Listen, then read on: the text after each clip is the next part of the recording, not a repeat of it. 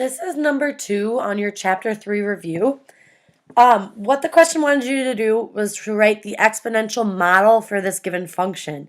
So it gave you the graph of an exponential and then 2 points. So in order to do this, you first have to know what the actual exponential model even looks like. So the function is y is equal to a times b to the x, where a is your initial value. We can also call it your starting value. And where you start is also sometimes called your y-intercept. So this is all three of those things, the same thing. B is our rate, or what we multiply by.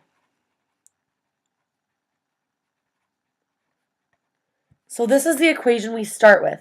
So if we're looking at our graph, right away we know what our initial value is, because that's where we start. It's on our y-axis. It's our y-intercept. So I'm crossing my y-axis at 0, 4, so my y-intercept is 4. So I know a is equal to 4. So I can plug that in, so I get y is equal to 4 times b to the x. Now my equation's not done because I need to figure out what my base is. Okay? So in order to do that, we look at our graph. Well, I don't know what I multiply all the way to get up to there. I could try to figure it out. But I do know this is a point. This is a coordinate pair. 2 is my x and 16 is my y value. So since I know this x and y value, I can just plug it in down here.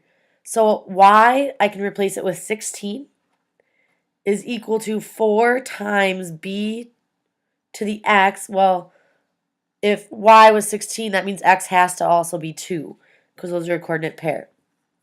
So then once I plug those in, I can solve for b. So I have 4 times b squared equals 16. Remember, when you're solving for b, that means we got to get it by itself. So in order to do that, we have to divide by 4. Anything you do to one side, do to the other. 16 divided by 4 is 4 equals b squared. I want to get b by itself, so remember the inverse of a square is when you take the square root. So take the square root of both sides. Anytime you take the square root of a squared, remember you get plus or minus, and then the square root of 4 is 2.